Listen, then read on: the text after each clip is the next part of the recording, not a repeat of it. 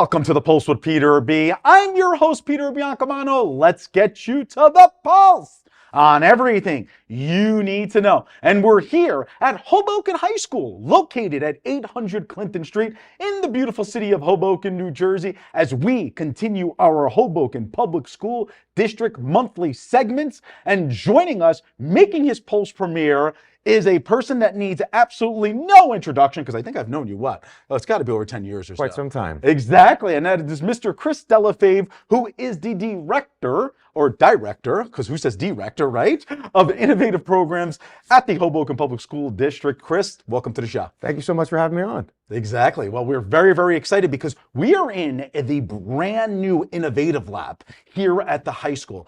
Talk to me about when this opened and what was the idea behind opening it?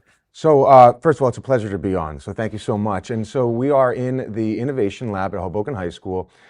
This kind of started out as a dream and a wish a few months back. So this project went relatively quickly.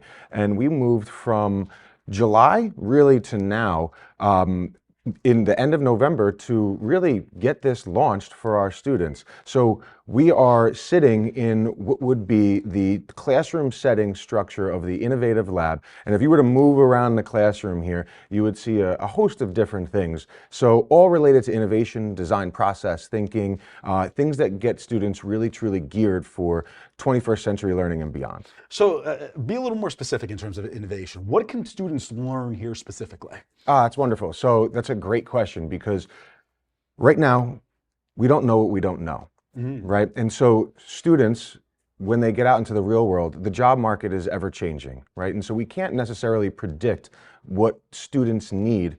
We can't predict what the world needs tomorrow, right? But what we can do is think critically about it. And critical thinking is simply thinking about your thinking, right? And so within the design lab, what the students will be engaged in is a design thinking process that will teach them how to be creative, teach them how to infuse technology and science into a program, into a problem-based scenario with constraints that are designed to spark creativity, designed to find a product for a problem, take that product to market, find a budget for it, and then potentially find people out there willing to either purchase or move forward with their programs, or scrap it all. Start from the very beginning, so that way a new idea is born, a new idea is birthed. That is really, really cool. I mean, there's a possibility they can make a profit before they actually have a high school diploma. I mean, that's the whole goal. Right. The idea here is to truly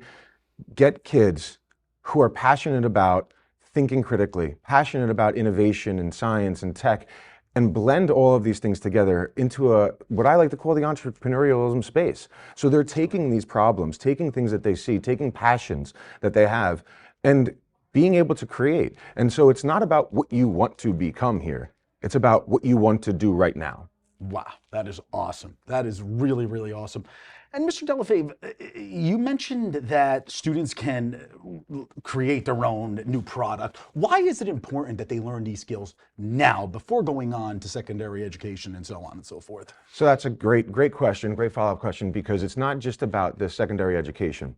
Although it's a critical component about what we do here, it's also about the workforce. It's also about sovereignty of our students, economics and thinking. So you have this kind of trifold approach, right, where you have the idea of sovereignty, becoming an entrepreneur. You have the idea of going into higher education to learn the skills that you may need to land a job. And you also have the workforce, who is in critical need of people who have skills prior to entering, right? And so you have the ability here in this innovation space to not only tinker with CAD design and 3D printing, modeling and remodeling different concepts and prototypes, but you also have the ability to understand budgeting and financing. So this kind of goes beyond a singular approach of just preparing students for college. This truly is kind of a buckshot of different concepts brought together to help better students, not just today, but moving forward into the future with skills that they develop here and now, so that way they could start here and now. not worry about tomorrow, but move out into the workforce so that way these are our students, these are our future, these are the kids who are really like moving the dial, like getting the buck going about like what they want to do, moving the community, moving the problems further into the distant future with the designs and creations that they make. Well, Mr. Delafave, the Director of Innovative Programs here in the Hoboken Public School District, congratulations on this wonderful facility. We are going to come back from a quick commercial break and interview the coordinator and one of the teachers here, so we're excited about that. Wonderful. Thank you so much for having me on. Thank you. Appreciate it. We'll be back. All right, as promised, we're now here with Mr. Manny Fernandez, who is the coordinator of science, technology, innovation, and entrepreneurship. And he didn't think I was going to get that all during that quick break. Manny, great seeing you. Good seeing you. Absolutely. Well, Mr. Fernandez, thank you for having us here. Might I add, love the coat. Thanks. Yeah, custom made. I can tell it has the Hoboken Public School District. Very, very nice. So Mr. Delafave really went over an overview of what students can expect of this program and what parents can expect that their students will learn in this program and so on and so forth. But if I'm a student sitting in one of these awesome rotating desks that you have here, what can I expect throughout the marking period? Well, we start out the beginning of the year talking about design thinking and the process of ideation and where ideas come from.